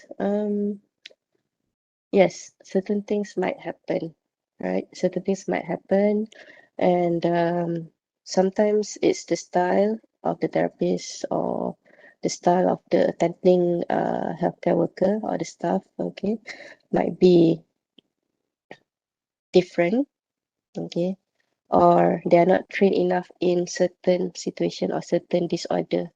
So that's why they could not give to the best of their ability what is needed by that patient or client, right?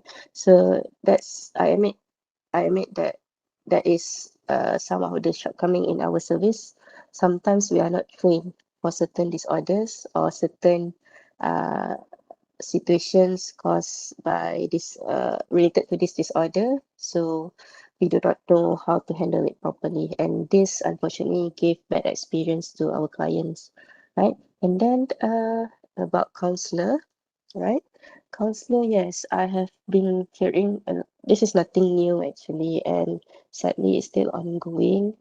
Um, but I I feel that I can't comment much because they're not my, how to say, I don't want to comment to the point that can give them bad name, but how to say this? Okay, some school counselor, they are not trained as school counselor. Okay, sometimes they are just teachers who are put in that position or possibly put in that position. So they may not have the same ethical consideration, okay, or understanding about mental health problems or mental health illness, like those who are actually trained in counseling and psychology. So that is why such things can happen.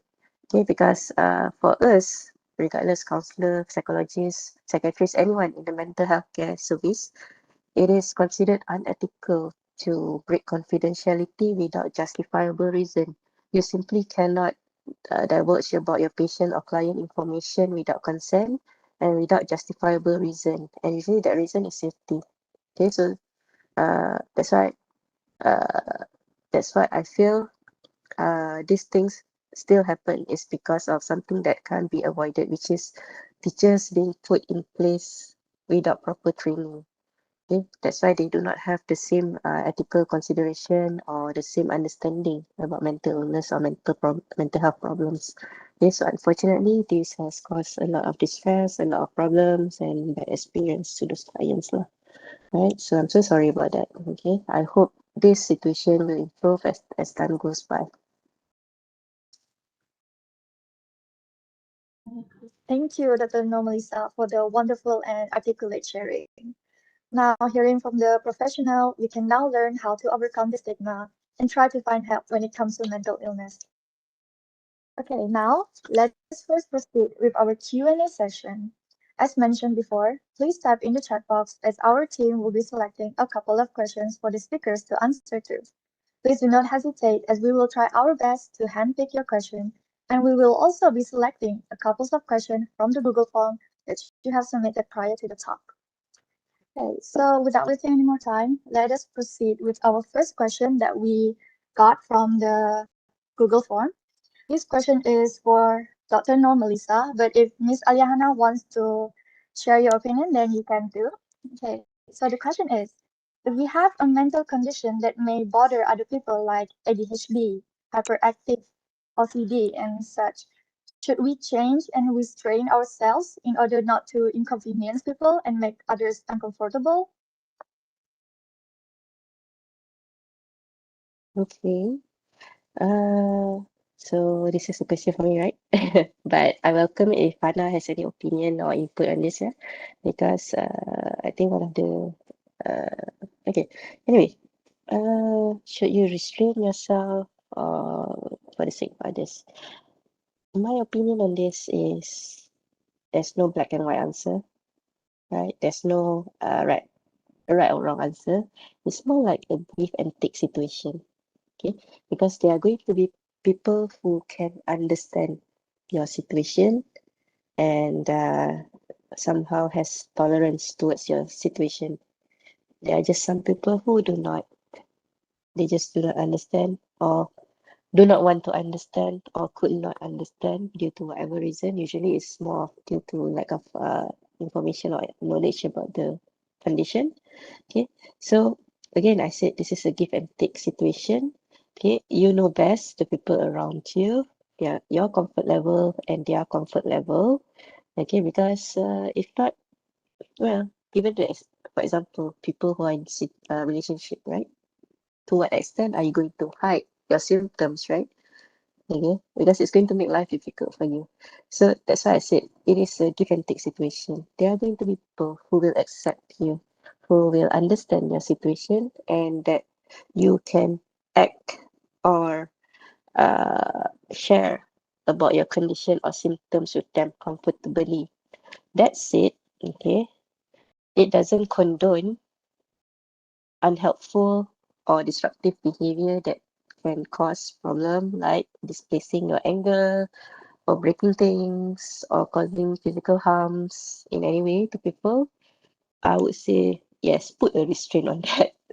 Okay, right? So it's about comfort level, it's about understanding. It is also about appropriateness, right? So that's why I say this is a give and take. No black and white, no right and wrong. We take it based on the situation, the people, the appropriateness. Okay. Thank you very much, doctors. So, Miss Alia, do you have any input? As for me, just my 2 cents, because this question is asking about other people. I want to ask, what about you? What about you? Do you feel comfortable? Do you feel like it's hindering your life? Because as for me, I was officially diagnosed with, like I said earlier, major depressive disorder with underlying Asperger syndrome with anxious distress. And recently, actually, I forgot to mention this just now. Recently in Korea, just like a few Mhm, months ago, I was diagnosed with bipolar 2 because of mhm, Korea. And I want to ask the people who ask this question themselves, because if it is something that is troubling you, because as for me, I have Asperger's, right? And Asperger's had a lot of similarities with ADHD as well, in which we like hyperactive, we cannot sit still, and like we have an active mind, right? And sometimes those things is troublesome to me because I couldn't sleep because of that, and that is why I need the medicines for to me to sleep. If I don't eat medicines just for one day, I couldn't sleep at all the whole day. That's why I want to ask the the person himself or herself, if it is something that hindering his or her life, then they should they should go for meds. Other than that, I think it's something that they have to ask themselves. Yeah, that's mhm. my just 2 cents. Yeah. And if I may add, in all fairness, I feel that as, by making this request, it is also fair to make a request that you also try to make an attempt to understand and accept the condition. Okay, I'm not condoning the negative side of the negative behaviors that can come from these conditions, right? I'm not condoning that, but still, there are certain things I feel that you have to learn to accept and understand also, right? Because I'm just wondering, would you say the same thing to people who has cancer or diabetes? I mean, would you say the same thing if somebody say, "Oh, okay, I need to take my injection," and then bring out the needle, and just like, "Okay, can you guys just turn a bit, or I just turn a bit, I just need to poke myself here," right? So would you have the same question to those people? Would you ask the same from these people? I mean, they are poking themselves basically. So why is this a problem? Right? And these people, for example, a child with ADHD, it is not intentional, right? They are doing the best that they can with their current condition and current situation. It's just that sometimes it's out of control. So that's why I think it's a fair request to ask for some acceptance and some understanding too, right? Thank you to both of you. Now, going on to our next question. This is for Miss Alia Hana. Okay, mental illness is something that many people want to hide and may not feel comfortable with sharing. What makes you open up, and how was the reaction from people surrounding you when they first knew about it? Thank you for the question. Well, as for me, because um, it was not that I was hiding it at first. It was like I was undiagnosed, and being undiagnosed actually much more worse than being diagnosed, because the first time I got my diagnosis, I was relieved because like everything makes perfect sense. The puzzle being put into places, because I always thought that I was the weird one out. I was like the sore thumb sticking out. I was like, I don't know what is wrong with me. Am I the only one in the world that is very weird? So when I got the diagnosis of Asperger's, I was very glad. So it was not something that I want to like particularly hide, but it's not like something I brag around either. But Asperger's is something that I am personally proud of, especially in the recent years. You can, like Uyongu, extraordinary attorney Uyongu. Like I was shocked to know that it was like the first in Netflix for a while, right? It's the first show, and it was about someone with Asperger's. Of course, lah. Of course, I was not that that uh gejongdo ani and that. I was not that level, but but because it's something that shows that Asperger's is not a weakness, but rather it's uh it's a superpower. And by the words of Stanley, isn't it? But with great responsibility comes great power. With great With great responsibility power. comes great. With great With power. great power comes great responsibility. Yeah. I'm sorry. And because of that, I think I have Asperger's to thank why I got straight A's in Mhm, just 1 year, because I have a great memory, I could say. I remember mhm, everything. But because of my great memory as well, I remember all the bad stuff as well. That's the good and the bad side of Asperger's. mhm, mhm, So um, I understand why you want to hide if you did not grow up with it.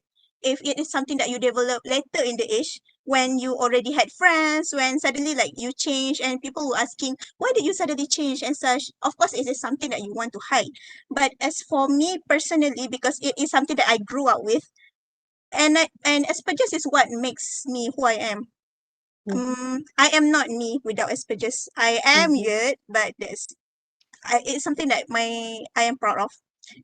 And then that what makes me open up, I guess going to the psychiatrist really helps, because being to the psychiatrist, back then I couldn't talk to anyone because of my social anxiety and such.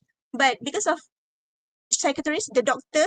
Azida, if she's watching, I don't know, she's very like listening attentively, and I feel like I was being appreciated by the time. Like although I talk for hours, she always cheer me, and I feel like that's something that brings up my confidence in opening up more.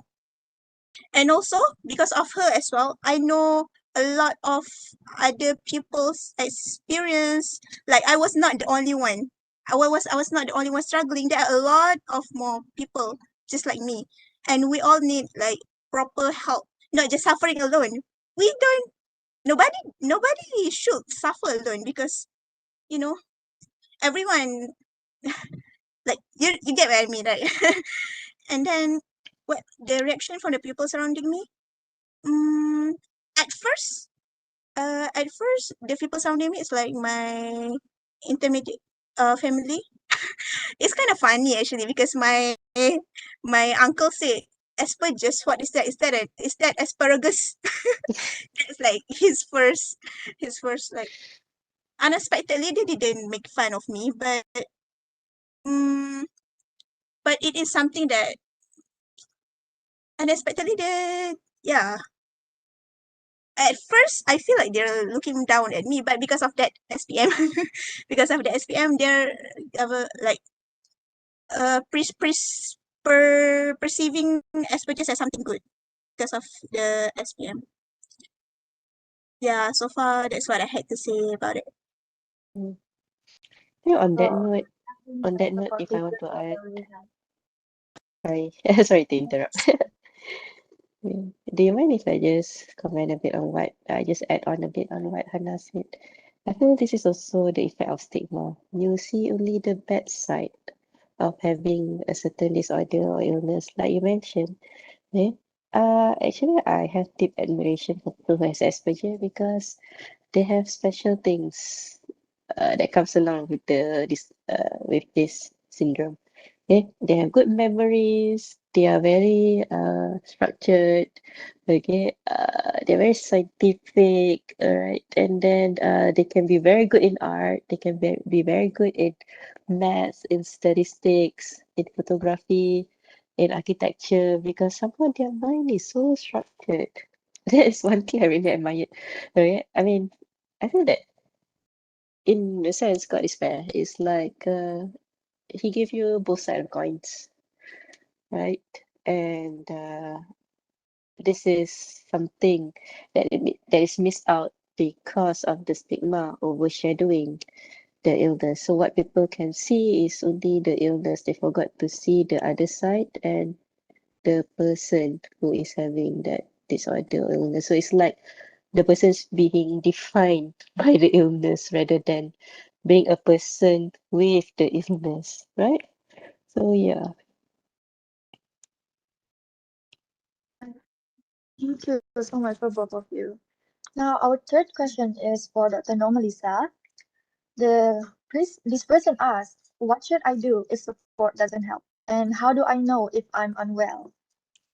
Yeah, okay. I do not exactly understand what it means by if support doesn't help.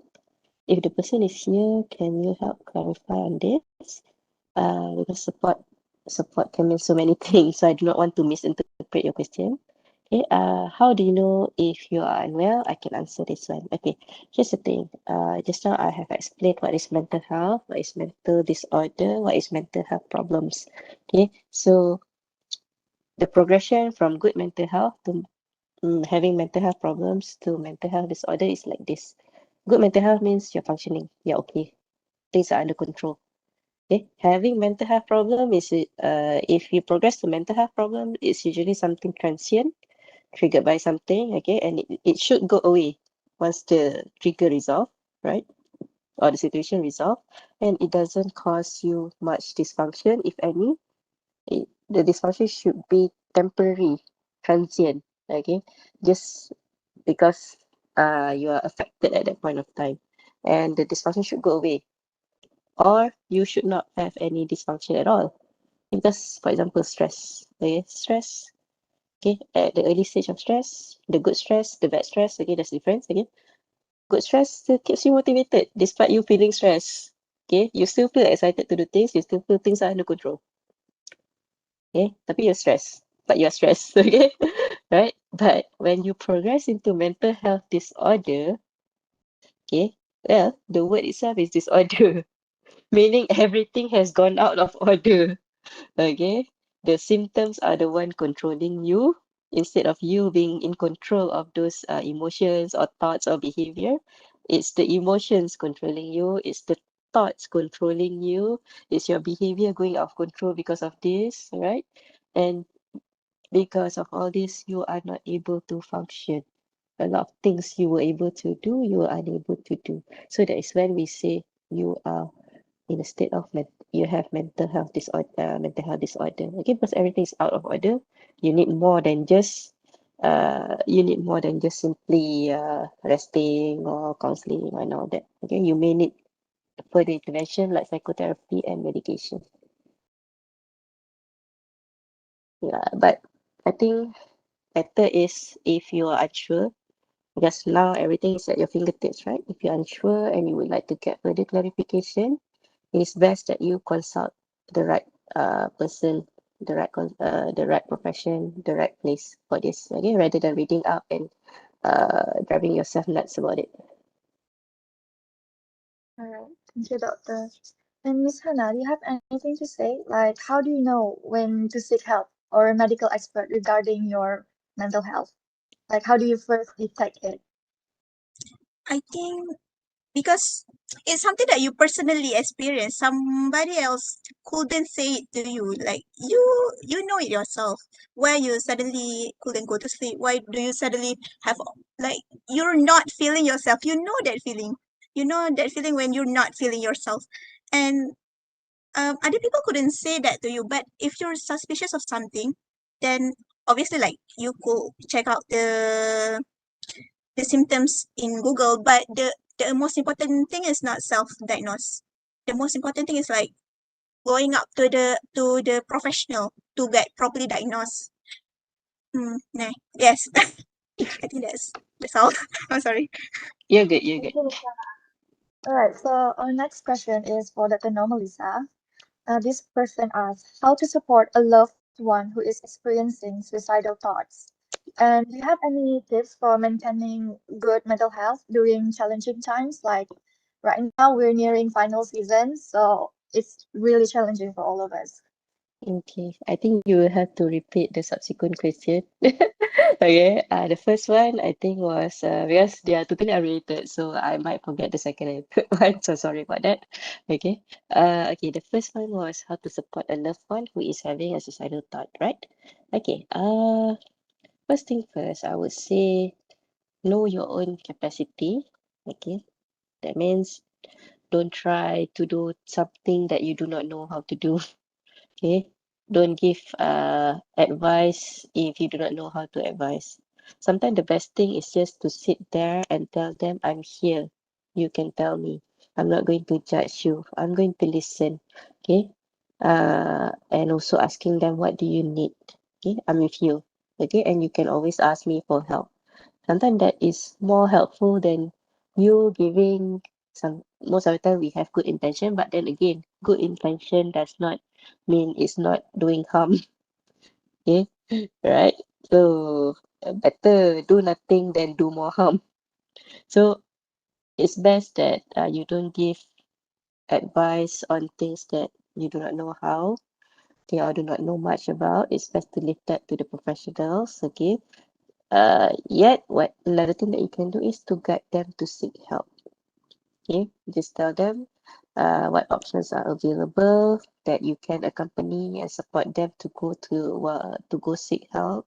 Okay, and sometimes you may also need to check on them on the physical needs, because sometimes they forgot about this because they are too overwhelmed by these thoughts or by emotions that they forgot to take care of themselves. So these are some of the things that you can do. Okay, so unsolicited advice, I would say, if you don't know what you're saying, better not say, because you may actually do more harm. You may say something that hurts the person more. So sometimes silence is best. Okay. So so as I mentioned just now, what's the second question? I've already lost track of the second question. Have any Sorry about tips that. for maintaining good mental health during challenging times as we are nearing our final season and final Uh, exam season? okay. Okay, you're nearing your exam. Okay, okay, yeah, that is definitely stressful. I remember my own study years. Okay, never mind, I don't remember that. Okay, okay. So anyway, yeah. Okay, first thing first, when you are in a stressful situation like this, which is going to be for quite some time, right? I mean, how long until your exam? 2 weeks, 3 weeks, 1 month? Like 3 weeks. Okay, so basically you are going to be in a long period of time and you're going to be stressed, right? Okay, so here's the thing. Stress can be good in sense of it can motivate you, but stress also can be bad in sense of it makes you feel that you're losing you lost control, you can't do or you feel overwhelmed, right? So stress management is very important. That means, if possible, allocate some time to do relaxing activities for yourself. Okay, activities that can help you relax, can help you distress, can help you distract for a while. Okay, or can help you take a break for a while from your studying and whatever that's stressing you out. It's not for you to forget, it's more of to calm you down, okay, to distress you, right? And then that's it. You can do it by either you can talk to other people, you can do activity like sports or hobbies or listening to your favorite music or watching your favorite movies, right? Or you can go out for walks, okay, or exercise. You can do nice things for yourself here and there, prepare some nice treats. Just don't overindulge, because that's another thing about stress. You tend to overeat sometimes. Okay, so treats in moderation, I would say. Right? Okay. Uh, and then that is the stress part, the stress management part. Another thing that I would advise for you to take care of is your physical health, right? Because uh, if you're physically unwell, it usually will also affect your mental health. Okay, for example, just a simple example, just by having a fever, your emotion will be affected, right? So that's why if you are having any physical illness, take a rest, okay, take the appropriate medication or treatment, and so on. Okay, so take care of your physical health, and then try to get enough rest and sleep. I know you all will want to study, okay, and you feel that sleep is a waste of time, but no, sleep is actually very precious during exam time, because during sleep is actually the time your brain process the things that you study. Okay, right? They will convert whatever you study, okay, most of the things that you study, into a long-term memory. The memory for you to recall during your exam, okay, and the memory that usually stay for a long time even after exam. So that's why sleep is very precious during your exam time. Okay, don't skimp on your sleep. You need to sleep enough so that you do not feel tired the next day. Because when you feel tired, one is you get stressed easily. That's one thing. Two is you'll find yourself having more difficulty to concentrate to study. Yeah, because you're too tired. So you can't concentrate, you can't focus, and your memory also cannot retain that much when you're tired. Okay, so that's about sleep, and don't forget to eat well. Okay, eat well here means eat regularly, eat enough. I know when you're stressed, you sometimes, some people when they're stressed, they don't feel hungry. Okay, this is the thing. The mind lies, but the body don't. Your stomach will start making that growling sounds. Okay, your body will feel tired, you'll feel cranky, some people go hungry. Okay, so that's why I said your body don't lie. You'll feel dizzy, you'll feel somewhat sometimes you feel cold and sweaty and all that. Okay, so that's why eat properly, eat enough, eat regularly if possible. Right, I know students, they are on tight budget and all that, but try. Okay? Try as best as you can. Sorry. Excuse me. So try. Okay, because going hungry really doesn't help. Okay, excuse Okay, doctor. So, doctor, what about those who knew they need help and they want to seek help, but they're afraid that the opportunities to seek help will become limited for them, and they ended up not getting the help they need. And most scholarships don't accept students with mental illness, and same goes to working sectors. So, like, what can we do to help them be more brave to seek help? okay, this is a very hard question indeed, but I really appreciate this question because this is a common situation that my clients come to me with often. They will ask me, should I tell them that I have this illness? Okay? The discussion usually goes this way. What are the pros and cons of telling and not telling? Okay. Second, for you to be able to study and to work, right? You need to be in a good condition. So the second emphasis is please take good care of yourself, right? Okay, get the appropriate treatment. Okay, take care of yourself properly so that when you get accepted, you can function and achieve. Okay. Back to the first one. Discuss the pro and cons of telling and not telling. Okay, this is how stigma affects you and the person who you are applying to, right? There's a self-imposed thought, self-imposed fear from the stigma that I will not get accepted. Okay. Uh, and then there's that problem with the other person probably not accepting. Here's the thing. Okay. Some organization they are open with mental illness. Okay. As long as what they will usually require is the supporting document from the treating doctor to say that you're okay. Then they will accept you. And this supporting document will be helpful for you, especially in institution, in higher learning institution, because there are programs or there are certain privilege given for students with certain disabilities. Okay, there is special department or special unit that cater to students with special needs. Okay, students who have mental illness or mental disorders, or who has OKU needs. Okay, so these documents and your admissions about your condition can actually help you more during those times. Okay, so that's why whenever patient comes to me, the discussion is always what are the pros and what are the cons of telling and not telling, right? But the condition is you also need to maintain well so that you can somewhat still perform and achieve during those time. My advice is always, this is my personal opinion. I feel it is best that you disclose. One, it is to empower yourself. Okay. It it also means that there is some degree of acceptance and that you have embraced the illness and learning to live with it. Okay. Two, it is to increase your own self-esteem and self-confidence when you embrace what you have. Okay. So you are going with your chin up, face up, and with confidence into that organization. Okay.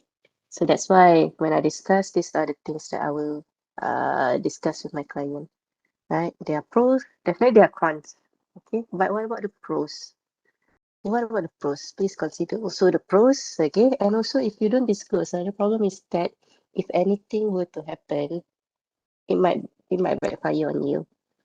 Things like they will say why you didn't tell us earlier. We could have accommodated or we could have helped you this and all that. Okay? Because when you don't tell them, these services or these privileges could not be given to you. Okay? Because the cons is some people may not understand. Some people may not accept. And yes, some people may reject you. But again, there are also people and places that will accept. Okay, and try to understand and will try to assist you. Because it is your right anyway. Like Hannah mentioned, in Malaysia, every person has the right to education. Okay, and also occupation. This is also one of the things that the psychiatric service is trying to champion, which is to return the right to work to people with mental illness. Okay, to emphasize that people with mental illness do have the right to work and they can work, provided that support are given and they are taking good care of their condition. Thank you so much for the really thoughtful answers. I am sure we have learned a thing or two from this sharing. Unfortunately, due to time constraints, that will be our last question for tonight. We are so sorry that we could not answer all of the questions. However, if you guys want to know more about our speakers, you guys can check them out on their respective social medias. Right. And with that, we will end our talk. Thank you very much, Miss Alia Hana and Dr. Nomalisa for the lovely sharing. And not to forget, thank you to all participants for joining the program. We, Majlis Penghuni Desa Siswa Restu, would like to extend our gratitude to all the communities that has turned this program into a huge success. Hope you enjoyed the program today and gain new knowledge. Everyone stays home and stay safe. Bye-bye.